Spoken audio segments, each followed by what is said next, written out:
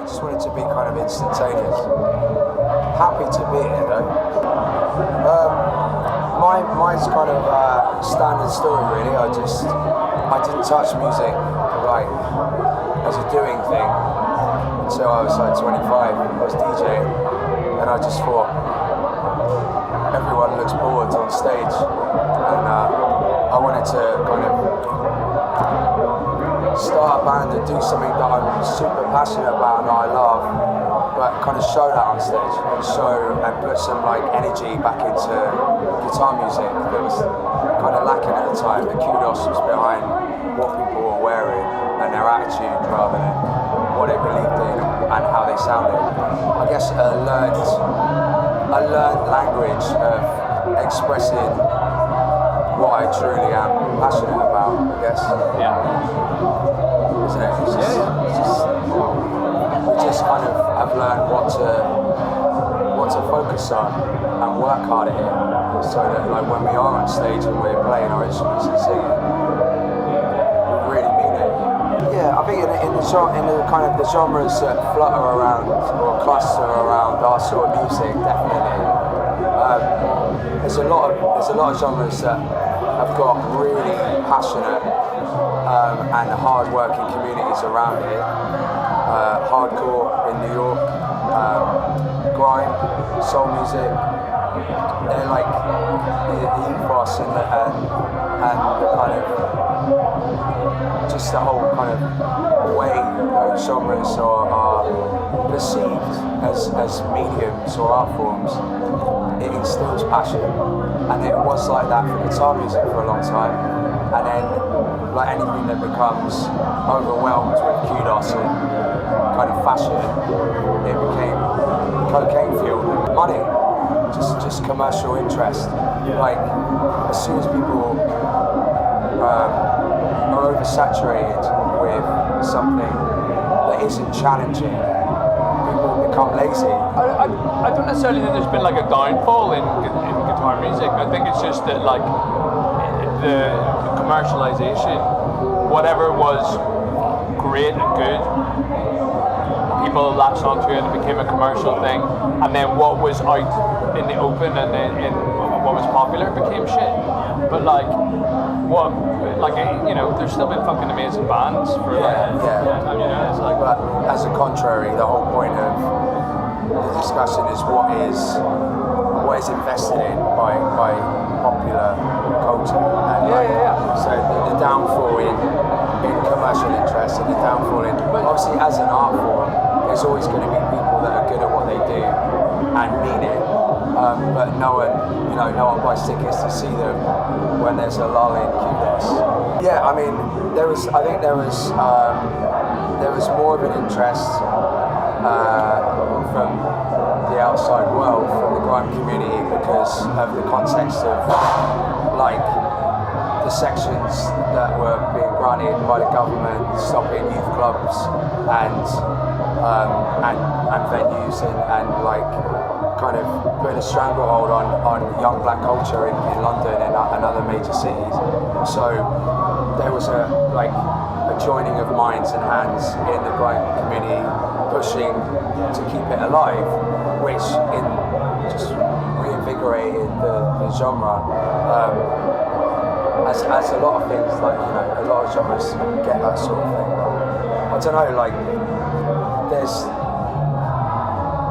some really great grime artists coming out now because of that, and I think that will happen with the kind of music we're playing. And Life, who are just over there, like, have been striving really hard to sustain a local community centre and a local venue and their own band and a record label and a record shop, and they've done that all off their own back, working hard to sustain what they believe in and work hard for something they love. And there are bands like that all over the country that are reacting to a kind of Toryfied Britain, basically, or at least a ideologically dismantled Britain, where people then need to club together and to support each other because there's not loads of money floating about. So it's made it interesting. You certainly sort the wheat from the chaff in that sense. Hopefully what we're aiming to do is speak to people who aren't like-minded to us and kind of get outside of the algorithms of Facebook and encourage more people to start thinking about what is interesting and colourful beyond what is accepted. Well, I think it's more about if I was to talk to, say, my child and they were asking me that question, I'd say you need to stop thinking about yourself as left and them as right. Start talking to them on a human level and understanding the context in which they're coming from. A lot of people from the right and the left, both equally, have been very aggressive in ignorance and aggressive behaviour online and in the real world. So just start a new discourse of acceptance by not just. Ultimately, people want the same thing, don't they? So it's just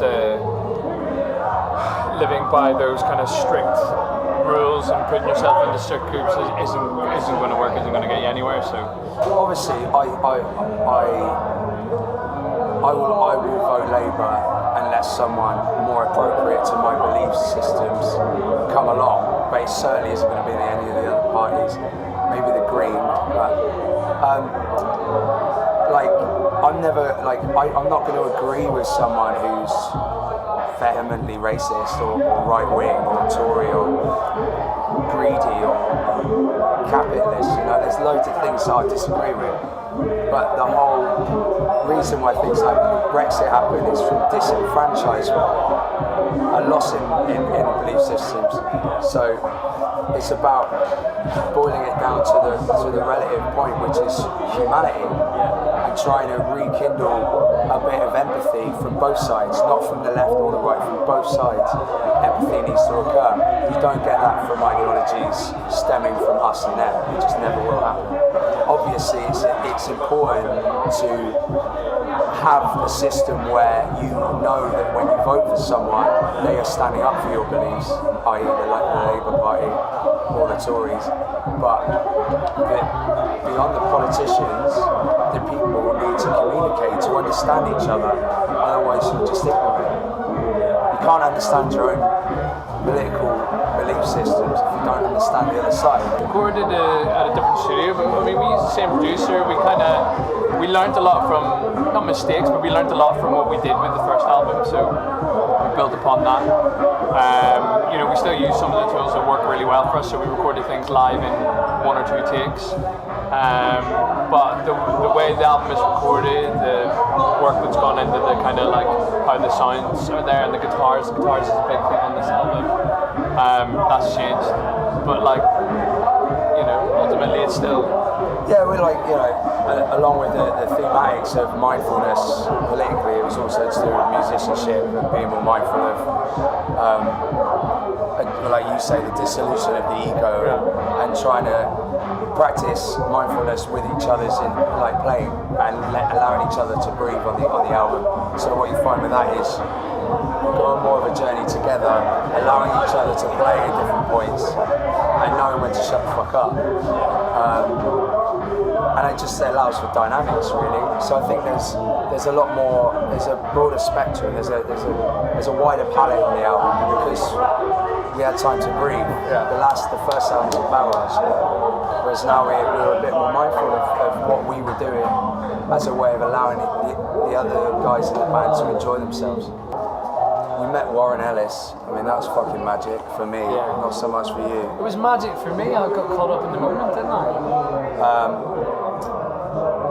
I mean, the real dark shit I can't say on camera. I like to be honest, but there's too honest.